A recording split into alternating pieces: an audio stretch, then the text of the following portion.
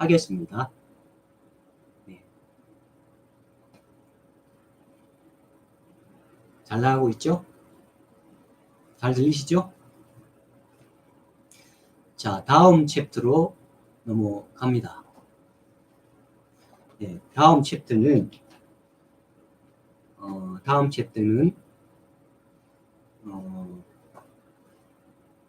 사람이 곧 하늘인가 라는 제목으로 시작을 해보고자 합니다. 우리 민족에게도 그런 걸출한 종교적 영웅이 있었죠. 네. 조선 500년 동안 유교라는 종교가 번성해 있었고 사회의 기득권을 형성하고 사회를 독점하며 횡포를 부리고 있었을 때 조선시대 말에 혜성처럼 등장한 사람이 있었습니다. 그 사람 이름이 바로 누구냐? 제가 여기다가 적겠습니다. 자체 자막입니다.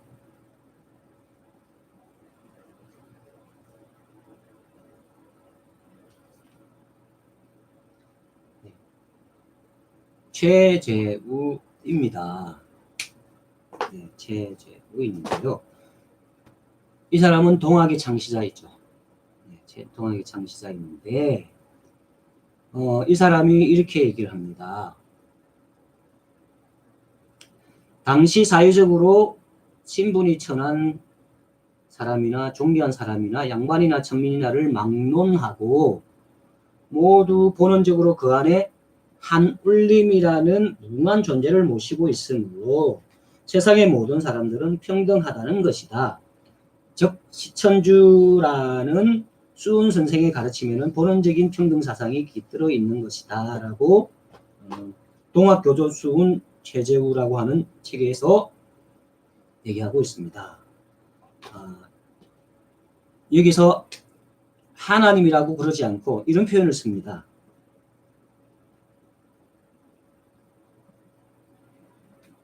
자, 이 표현 자체 자막입니다. 네, 한울림이라고 합니다. 그러니까 이 한울림이라고 하는 것은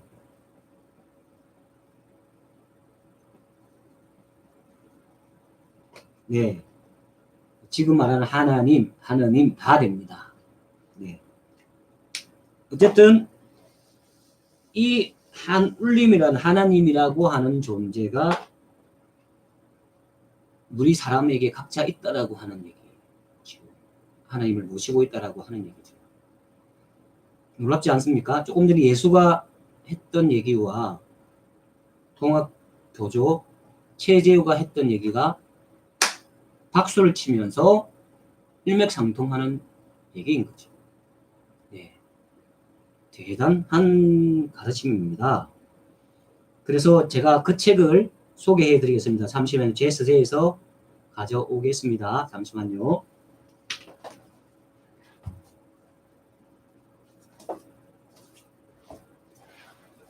네. 제 책에서 가져왔는데요. 자, 수은 최재우 동학교조. 예.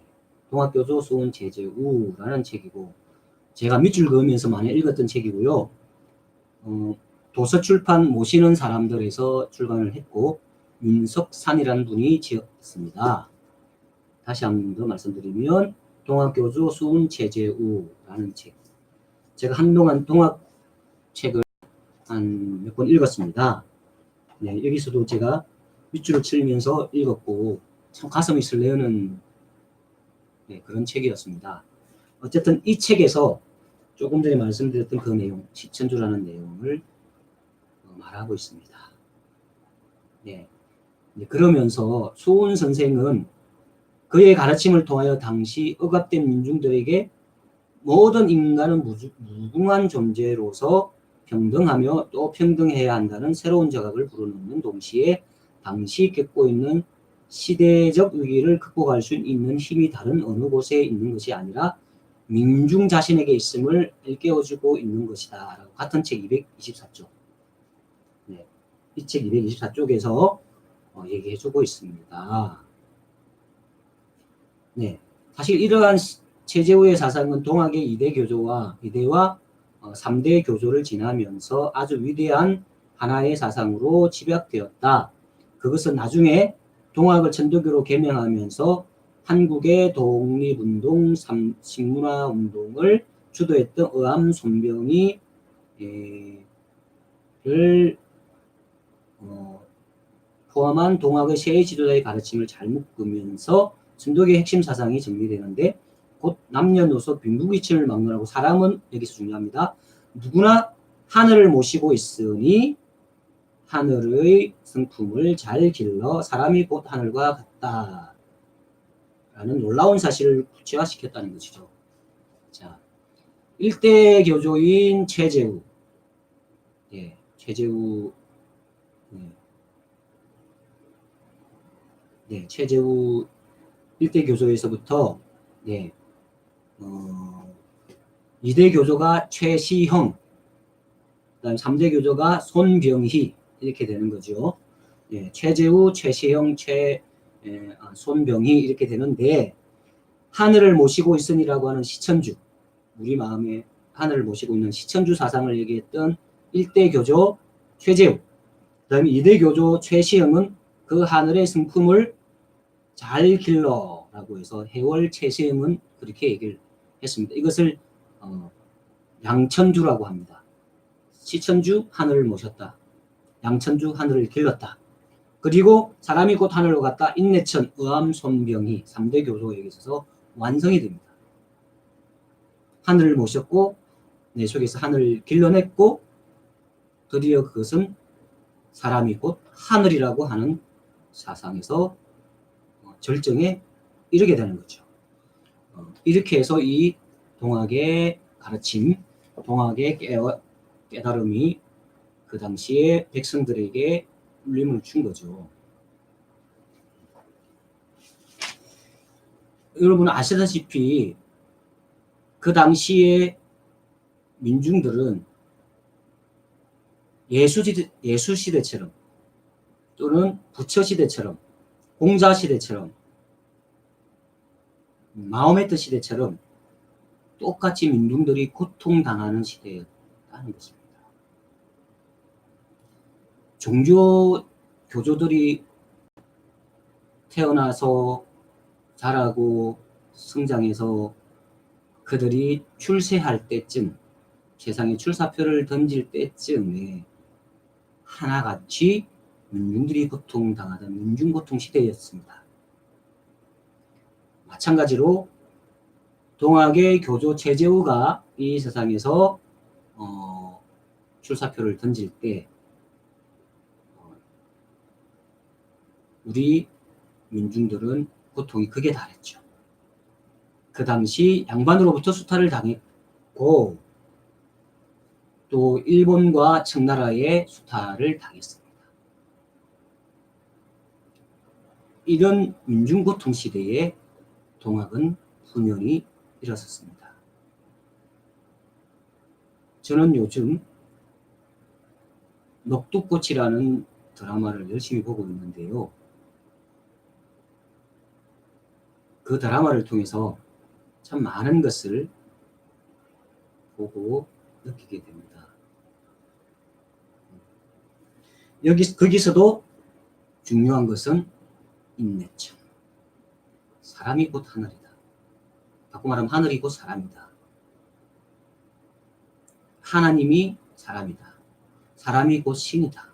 신이 곧 사람이다. 라고 하는 놀라운 사상을, 신앙을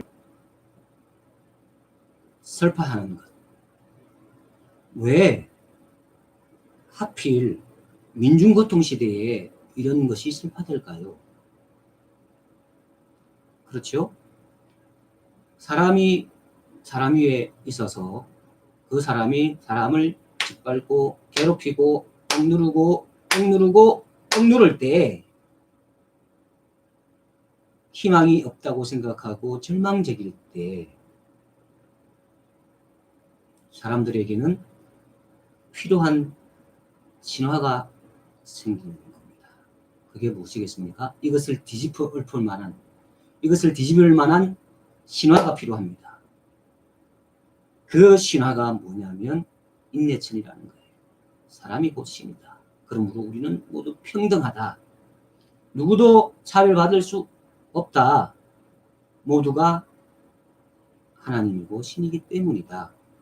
라고 하는 신화가 필요한 거죠. 그 당시에 민중들의 밑바탕, 무엇이게 밑바탕에서는 이것을 요구하고 있습니다. 이것을 만들어낼 준비가 되어 있는 거죠. 역으로 생각하면. 고통과 괴로움과 슬픔이 만연되어 있을 때, 고통이 그렇게, 민중의 고통이 극에 달했을 때에 그러한 신화를 만들어낼 준비가 다 되어 있는 거죠. 민중의 사람들의 무엇이건 그것을 만들어낼 준비를 다 한 거죠. 아이러니하게. 그 위기의 순간에 위대한 불꽃은 피어나는 것입니다. 그것이 무엇입니까? 사람이 곧 하늘이다. 예. 놀라운 얘기입니다. 신에 대해서 얘기를 하는 것 같지만 그 내용 핵심은 인간에 대한 얘기입니다. 인간 존중에 대한 얘기입니다. 예. 이것이 예수와 스가와 마호메트와 공자 등 유력한 종교의 근료들이 한 행동이고 이루어낸 역사인 것입니다. 그것을 수정하기 위해서 다음 챕터로 넘어가 볼게요. 다음 챕터의 제목은 사람이 곧